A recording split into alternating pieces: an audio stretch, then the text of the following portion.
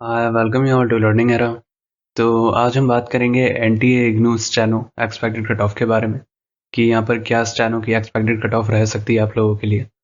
और हम यहाँ पर बाकी चीज़ों को भी यहाँ पर समझते हुए चलेंगे कि स्टैनो के अंदर इस बार यहाँ पर क्या अलग है जो जनरली यहाँ पर दूसरे एग्जाम्स जो होते हैं जो एसएससी कंडक्ट कराती है या हाई कोर्ट के आपके यहाँ पर जो एग्जाम्स होते हैं, तो लगभग यहाँ पर क्या अलग है, यहाँ पर आपको क्या अलग देखने को मिला है यहाँ पर एसएससी के स्टैनो से।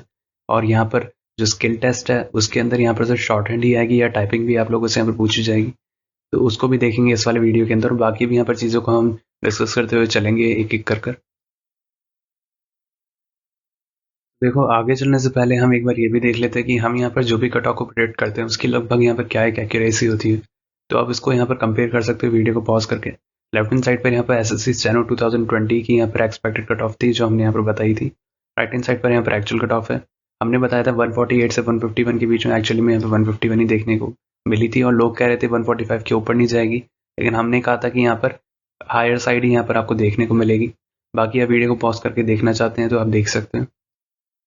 उसी तरीके से हमने ये भी बताया था कि लगभग यहाँ पर एसएससी स्टेनो 2022 के अंदर यहाँ पर जो कंडक्ट हुआ था 2021 यहाँ पर हटा दिया गया था एसएससी के द्वारा। और अगर हम यहाँ पर बात करें सीधा यहाँ पर 2022 यहाँ पर लिया गया था। और अगर हम यहाँ पर बताएं तो हमने यहाँ पर कट ऑफ जो बताई थी यहाँ पर हर एक कैटेगरी की लगभग वही यहाँ पर देखने को मिली थी। बस यहाँ पर जो एसटी कैटेगरी की कट ऑफ थी वो यहाँ पर थोड़ी ऑफ देखने को मिली थी। और बाकी जो भी हमने यहाँ पर कैटेगरी की बताई लगभग वही यहाँ पर देखने को मिली थी जैसा हमने यहाँ पर बताया था। तो आप इसको भी यहाँ पर वीडियो को पॉज करके देख सकते हैं अगर आप देखना चाहते हैं तो। बाकी इस बार यहाँ पर एसएससी स्टेनो 2023 की भी हमने यहाँ पर जो कट ऑफ को प्रेडिक्ट किया था उसके अंदर बस यहाँ पर यूआर कैटेगरी की कट ऑफ है वो बस यहाँ पर 3 नंबर यहाँ पर बाहर गई है। बाकी अगर हम यहाँ पर बात करें हर एक कैटेगरी की हमने यहाँ पर जो बताई है वो लगभग वही देखने को मिली जो हमने यहाँ पर बताई थी। जैसे अगर मैं यहाँ पर बात करूँ ईडब्ल्यूएस कैटेगरी है तो यहाँ पर 144 हमने बताई थी और यहाँ पर 142 से 147 के बीच में यहाँ पर रेंज हमने बताई थी। और अगर हम यहाँ पर देखें एससी कैटेगरी की हमने यहाँ पर 136 बताई थी और यहाँ पर 135 से 140 के बीच में हमने यहाँ पर प्रेडिक्ट करी थी। तो लगभग हमने यहाँ पर जो बताया वही यहाँ पर देखने को मिला। बस यहाँ पर यूआर कैटेगरी की जो कट ऑफ थी वो यहाँ पर थोड़ी कम चली गई। और बाकी यहाँ पर थोड़ा सा एक फैक्टर था कि यहाँ पर जो शॉर्ट एंड जो इस बार यहाँ पर टेस्ट लिया गया था एसएससी वालों के द्वारा, तो उसके अंदर यहाँ पर थोड़े बहुत चेंजेस हुए थे जो स्किल टेस्ट के पैटर्न के अंदर, कि यहाँ पर जो मिस्टेक्स हैं वो यहाँ पर कैसे ली जाएंगी। तो बस उस वजह से यहाँ पर थोड़ा बहुत फ्लक्चुएशन हुआ। बाकी अगर हम यहाँ पर देखें तो लगभग वही यहाँ पर देखने को मिला जैसा हमने यहाँ पर बताया था।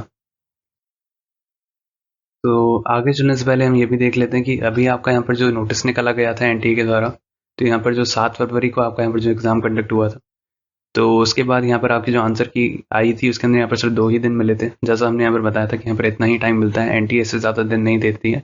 इसी के बीच में ही आपको यहाँ पर देखना होता है और आपको यहाँ पर चैलेंज करना होता है आंसर की को, जो भी आपको यहाँ पर सवाल कर लगते हैं उनको। तो यहाँ पर 20 से यहाँ पर 22 फरवरी तक यहाँ पर डेट दी गई थी आपकी।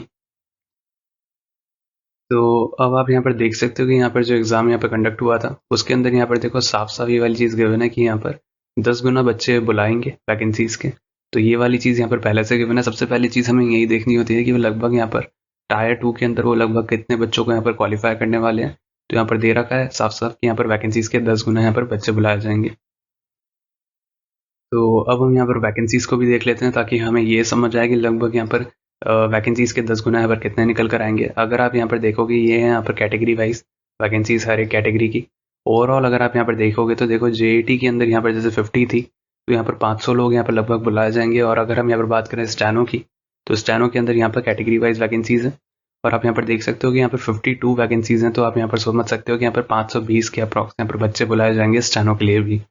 तो ये वाली चीज़ यहाँ पर साफ साफ गिवन है। लेकिन आप यहाँ पर ये चीज़ देख सकते हो कि यहाँ पर जो जूनियर असिस्टेंट था इसके अंदर यहाँ पर साफ साफ एक चीज़ गिवन थी कि यहाँ पर टाइपिंग मांगी गई है 40 WPM इन इंग्लिश और यहाँ पर 35 WPM इन हिंदी, है ना। लेकिन अगर हम यहाँ पर देखें स्टेनोग्राफर की अगर हम यहाँ पर बात करें तो आप यहाँ पर देख सकते हो कि यहाँ पर टाइपिंग स्पीड यहाँ पर अलग से मांगी गई है। Typing speed with speed of 40 WPM in English और यहाँ पर 35 WPM इन हिंदी, ये अलग से है। और यहाँ पर शॉर्ट हैंड का टेस्ट अलग से यहाँ पर दे रखा है। तो इसका मतलब ये हुआ कि आपके लिए यहाँ पर स्टेनोग्राफर के लिए भी आपके लिए यहाँ पर टाइपिंग का टेस्ट है जो कि जनरली नहीं देखने को मिलता। तो ये वाली एक चीज़ नहीं है आप लोगों के लिए यहाँ पर स्टेनोग्राफर के लिए। और आपके लिए यहाँ पर जो मैथ्स था वो भी यहाँ पर सेक्शन था।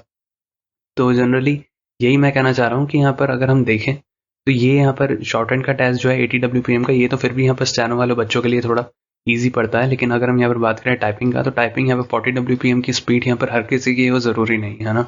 इवन तो यहाँ पर ट्रांसक्राइब करते हैं स्टेनो वाले बच्चे, तो भी यहाँ पर उनकी जो स्पीड होती है ज़रूरी नहीं होता कि वो 40 WPM हो या 35 WPM हो। काफ़ी लोगों के यहाँ पर कम भी होती है, लेकिन तब भी वो यहाँ पर ट्रांसक्राइब करते हैं मैटर, क्योंकि उनकी यहाँ पर स्टेनो अच्छी होती है। तो बेसिकली यहाँ पर आप लोगों को टाइपिंग के ऊपर भी यहाँ पर थोड़ा फोकस करना पड़ेगा। और अगर हम यहाँ पर बात करें तो शॉर्ट हैंड का, तो शॉर्ट हैंड के अंदर यहाँ पर 80 WPM की आपकी यहाँ पर जो स्पीड है वो यहाँ पर लगभग मांगी गई है। तो यहाँ पर ज़्यादा नहीं है, 100 WPM नहीं मांगी गई है, तो काफ़ी अच्छा है यहाँ पर जो भी यहाँ पर स्टेनो को एम कर रहे हैं। लेकिन एक बात का आपको यहाँ पर ध्यान रखना पड़ेगा कि जनरली होता क्या है कि जैसे स्टेनो की यहाँ पर जो स्पीड होती है, जैसी वो 80 WPM होती है, तो हमने एक चीज़ यहाँ पर देख रखी थी, एसएससी के अंदर भी ऐसा होता है कि जो 100 WPM के जो शब्द होते हैं वो फिर भी थोड़े आसान निकलते हैं। और अगर हम यहाँ पर बात करें, जैसे ही स्पीड कम होती है, जैसे 80 WPM होती है, तो उसके अंदर शब्द थोड़े टफ आने लग जाते हैं। तो इस वाली बात का आप यहाँ पर थोड़ा ध्यान रखना 80 WPM की, जैसे आप यहाँ पर प्रैक्टिस करने लगोगे। बाकी जनरली ये यहाँ पर पूरी मार्किंग स्कीम थी। और यहाँ पर देख सकते हैं यहाँ पर साफ साफ लिखा है कि कंबाइंड एग्जाम यहाँ पर जेएटी और स्टेनो के यहाँ पर टायर 1 के अंदर हेल्ड हुआ था। तो जनरली यहाँ पर जो मैथ्स होती है उसके अंदर यहाँ पर स्टेनो वालों बच्चों को यहाँ पर दिक्कत आती है। और अगर हम यहाँ पर ओवरऑल देखें तो आप यहाँ पर देख सकते हो इन दोनों का भी यहाँ पर, और ये अलग से ही यहाँ पर दे रखा है स्टेनो के अंदर यहाँ पर 80 WPM, और यहाँ पर टाइपिंग स्पीड 40 WPM की अलग से मांगी गई है इंग्लिश के अंदर, और हिंदी के लिए अगर आप यहाँ पर करते हो तो 35 WPM। बाकी आपको यहाँ इंग्लिश या हिंदी दोनों में से एक में ही करनी होगी। ऐसा नहीं है कि आपको यहाँ पर दोनों की टाइपिंग सीखनी है, इंग्लिश और हिंदी, ऐसा नहीं है। आपको एक के अंदर यहाँ पर टाइपिंग करनी होगी। तो ये वाला डाउट मैं यहाँ पर क्लियर कर रहा हूँ, क्योंकि कुछ लोगों ने यहाँ पर पूछा था ये वाली बात भी। बाकी हमने क्या है कि हमने एक वीडियो इसके ऊपर भी बनाया था, इग्नू जेईटी एंड स्टेनो, इन दोनों के ऊपर हमने यहाँ पर टाइपिंग टेस्ट के ऊपर एक वीडियो बनाया था, जो कि आप हमारे चैनल के ऊपर जाकर देख सकते हो। उसके अंदर हमने बेस्ट सॉफ्टवेयर की बात करी थी, हमने यहाँ पर एरर परसेंटेज की भी बात करी थी, हमने यहाँ पर हर चीज़ को यहाँ पर कवर किया था कि स्क्रॉल वहाँ पर होगा या नहीं होगा। बाकी हर चीज़ को हमने यहाँ पर डिस्कस किया है, बैक स्पेस अलाउड होगा या नहीं होगा। तो एक एक कर आपको यहाँ पर हर चीज़ समझ आएगी। हमने इवन वहाँ पर एग्जाम के अंदर आपको क्या करना है क्या नहीं करना है उस बारे में भी डिस्कस किया है। तो आप हमारे चैनल के ऊपर जाकर देख सकते हैं वो वाला वीडियो, अगर आपने अभी तक नहीं देखा है तो। अब हम यहाँ पर बात करते हैं कि लगभग यहाँ पर आपकी क्या एक कट ऑफ रह सकती है, इग्नू स्टेनोग्राफर कट ऑफ या एक एक्सपेक्टेड कट ऑफ आप यहाँ पर मान सकते हो। तो देखो लगभग यहाँ पर जो पेपर था वो यहाँ पर अगर हम बात करें जेईटी के कंपैरिजन में, तो देखो जेईटी यहाँ पर अलग निकलेगी, स्टेनो की अलग निकलेगी, है ना। लेकिन प्रॉब्लम क्या है कि यहाँ पर जो स्टेनो के यहाँ पर जो बच्चे होते हैं, है ना, तो उनके लिए यहाँ पर मैथ्स भी यहाँ पर थी। लेकिन होता क्या है कि ऐसा भी एक सिनेरियो होता है कि यहाँ पर जो जनरल जो स्टूडेंट्स होते हैं जो कि एसएससी सीजीएल और इनकी तैयारी करते हैं, वो भी यहाँ पर स्टेनो का भर देते हैं। तो जनरली वो यहाँ पर जितने भी यहाँ पर 10 गुना बच्चे बुलाने वाले हैं, 52 वैकेंसी जितनी भी हैं अप्रॉक्स, तो लगभग उसके अंदर काफ़ी लोग वो भी आ जाएंगे जो कि यहाँ पर टॉप स्कोरर होते हैं एसएससी सीजीएल, और उनको यहाँ पर लगभग जो होती है यहाँ पर शॉर्ट हैंड वो यहाँ पर नहीं आती होती इतनी, है ना। और जो प्रॉब्लम ये है कि आखिरी के अंदर आपके यहाँ पर जो वैकेंसीज हैं वो यहाँ पर पूरी फिलअप होंगी या नहीं होंगी, इसका भी पूरी तरीके से आइडिया नहीं है अभी तक, है ना। क्योंकि ये वाली जो प्रॉब्लम होती है स्टेनो वाले बच्चों के साथ, वो ये हो जाती है कि जिनको आती होती है वो यहाँ पर इतना ज़्यादा स्कोर नहीं कर पाते हैं टायर 1 के अंदर, और जिनको नहीं आती होती है वो कर जाते हैं, है ना, क्योंकि उनका फोटे ही वो होता है। तो अगर हम यहाँ पर बात करें तो यूआर की हमारे अकॉर्डिंग रह सकती है यहाँ पर 95 से 100 के बीच में। तो अगर आपके लगभग इतने बन रहे हैं तो आपको डेफिनेटली यहाँ पर तैयारी करनी चाहिए स्टेनो की। आपको यहाँ पर शॉर्ट हैंड की भी करनी चाहिए और साथ साथ टाइपिंग की भी करनी चाहिए। अगर हम यहाँ पर बात करें ओबीसी कैटेगरी की, तो यहाँ पर 92 से 97 के बीच में अगर आपके बन रहे हैं तो डेफिनेटली आपको यहाँ पर तैयारी करनी चाहिए।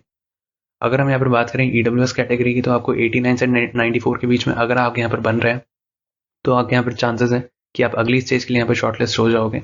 डेफिनेटली आपको यहाँ पर तैयारी करनी ही करनी है। और अगर हम यहाँ पर बात करें एससी कैटेगरी की, तो 83 से 88, और एसटी कैटेगरी की अगर हम यहाँ पर बात करें तो 79 से 84। बाकी देखो एससी और एसटी कैटेगरी के अंदर हम इतने श्योर नहीं है, लेकिन फिर भी यहाँ पर एक अप्रॉक्सीमेशन लगभग इतना ही रह सकता है। और तो अगर आपके लगभग इतने बन भी रहे हैं तो भी आपको यहाँ पर तैयारी करनी है, ऐसा नहीं है कि आप यहाँ पर तैयारी छोड़ दें, है ना। बाकी एससी और एसटी कैटेगरी के अंदर हम भी इस बार इतने श्योर नहीं है। तो लगभग अगर आपके इसके बीच में बन रहे हैं तो डेफिनेटली आपको यहाँ पर तैयारी करनी चाहिए आगे के स्किल टेस्ट की, आगे के प्रोसेस की। बाकी और ऐसे वीडियोस पाने के लिए आप हमारे चैनल को सब्सक्राइब कर सकते हो, और हमारे साथ आप टेलीग्राम चैनल के ऊपर भी जुड़ सकते हो, जिसका लिंक आपको डिस्क्रिप्शन सेक्शन के अंदर मिल जाएगा।